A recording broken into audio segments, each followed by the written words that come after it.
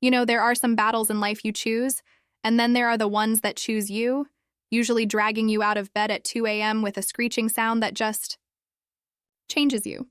My name is Ethan, and for 15 years, my home in Maplewood was my sanctuary, my little slice of quiet normalcy in a world that honestly felt like it was always shouting. But what broke the illusion, what turned my quiet life into a cold war, was a hedge. Not just any hedge, but a privacy barrier I'd painstakingly grown, a 7-foot-tall, vibrant green fortress that marked the line between my world and theirs. I still remember that Tuesday morning, stepping outside with my coffee, expecting peace, and instead finding absolute carnage. My hedge, my thick, beautiful hedge, was completely flattened, not clipped, not scratched, but pulverized. The branches snapped like dry bones, the soil ripped up, a deep, arrogant tire track plowed right through it, ending my perfect barrier in a tangled mess of crushed leaves and spite.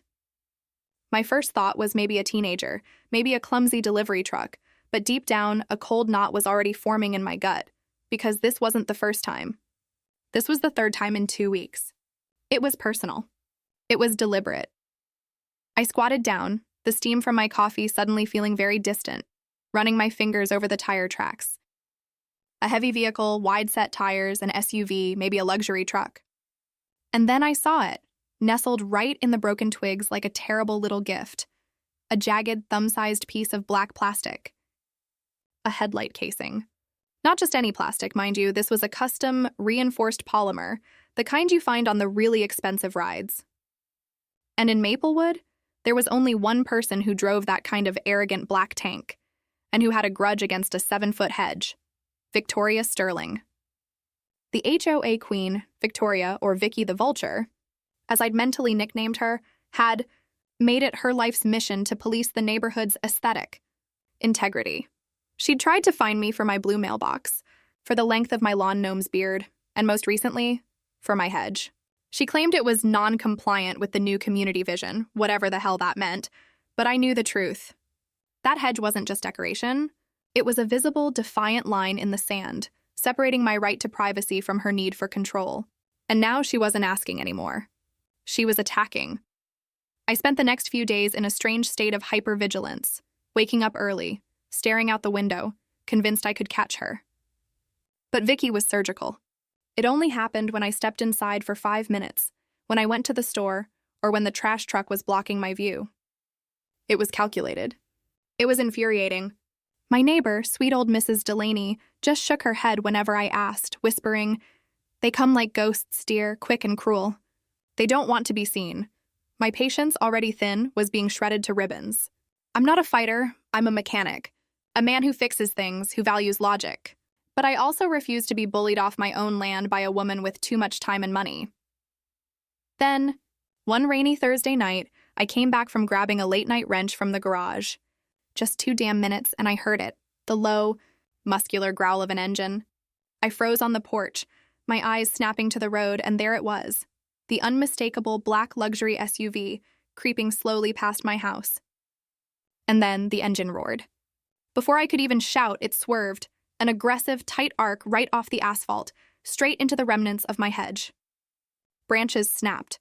There was that sickening, grinding crunch of heavy metal tearing through everything, and just as fast, the SUV was gone, taillights vanishing into the darkness.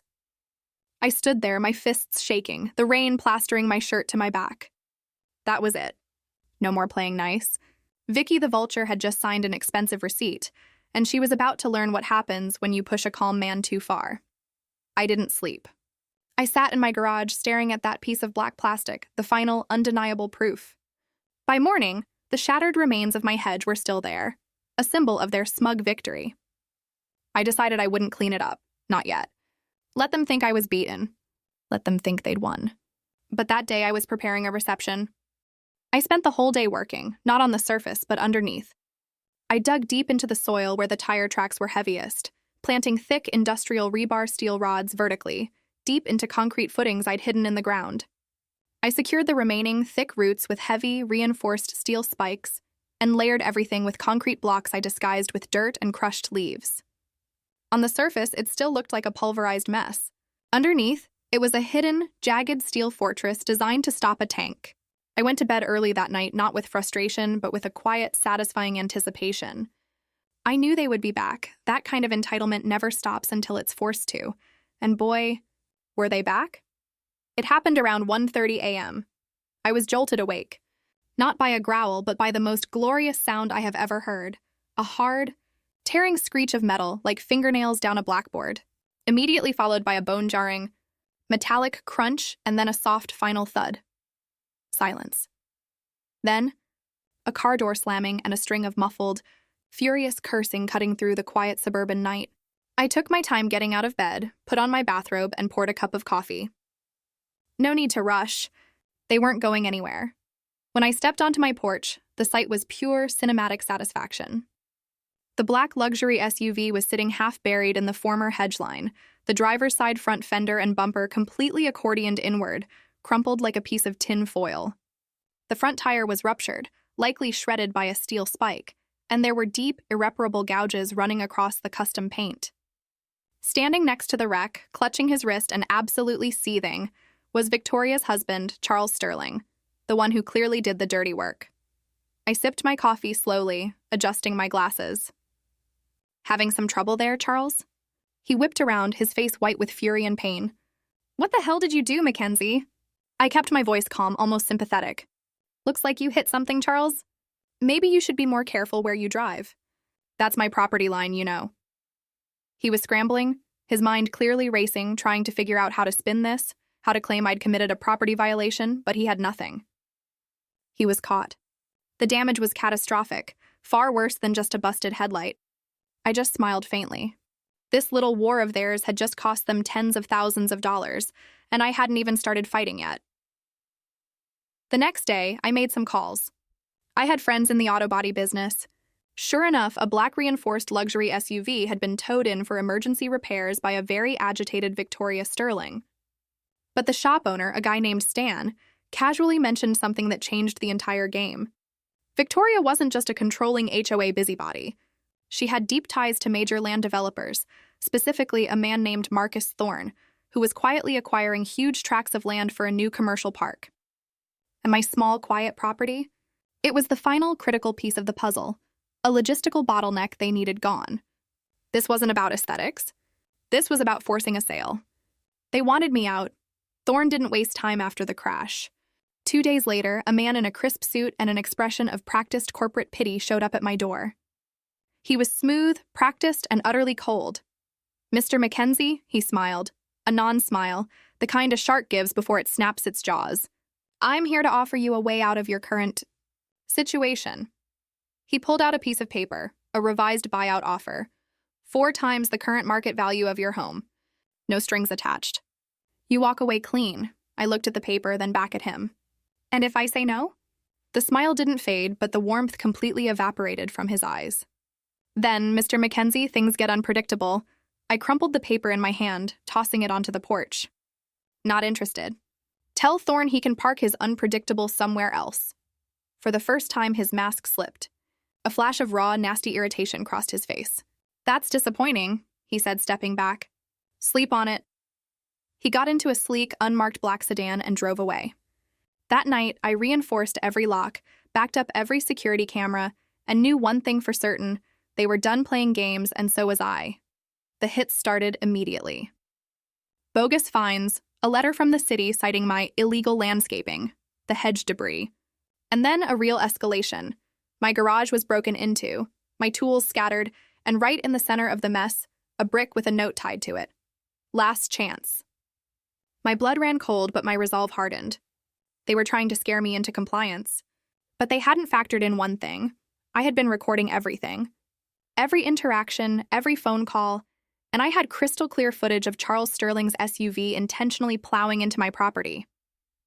I even ran the license plate of that sedan and got a name: Paul Langford, Marcus Thorne's chief fixer, with a history of shady deals. I didn't go to the police. Victoria and Thorne had too many connections. I went straight to the public. I spent an entire afternoon meticulously compiling my evidence.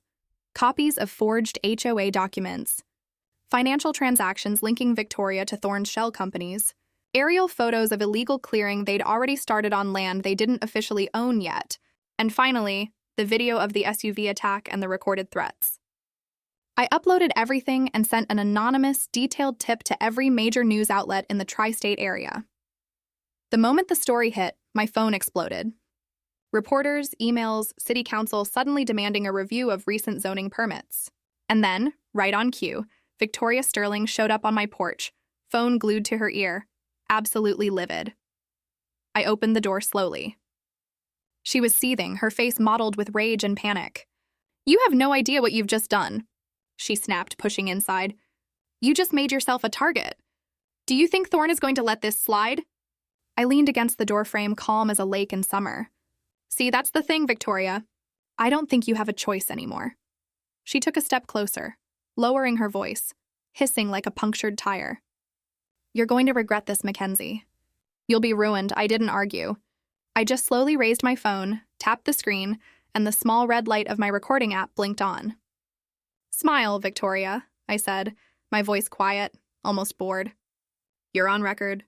Everything you say now is evidence." Her face drained of all color. The rage instantly turned to abject panic. Without another word, she backed away, spun on her heel, and practically sprinted off my porch. I closed and locked the door, taking a deep breath. I had just blown the entire thing wide open. The fallout was instant and beautiful. Thorne's illegal land deals, the forged permits, the HOA corruption, it was everywhere. Victoria had made a fatal mistake by threatening me on tape. She came back one last time the next morning, disheveled, frantic, pushing past me. "Josh, please. You have to take that video down. You don't understand. Thorne isn't like us. You've dragged the wrong people into the light." I folded my arms. "So you're finally admitting it. This was never about my hedge, was it?" She looked away, her jaw tight. "The hedge was an excuse. Thorne needed the land. We were supposed to make things difficult, pressure you until you gave up." She paused, her voice cracking. "I don't care if you hate me, but if you don't leave this alone, he's going to come after you." I nodded toward the corner of my living room where the security camera light was blinking. I pulled up the night footage on my phone and showed her. "He already has. They were parked outside my house for an hour last night. No lights, just watching." "That's not a warning, Victoria. That's a message. I knew I couldn't wait for Thorne to make his next move." I drove straight to City Hall, Victoria trailing behind me like a defeated shadow. The news had already shaken up enough people that some officials were jumping ship. I marched straight into the clerk's office and dropped a stack of documents on the counter.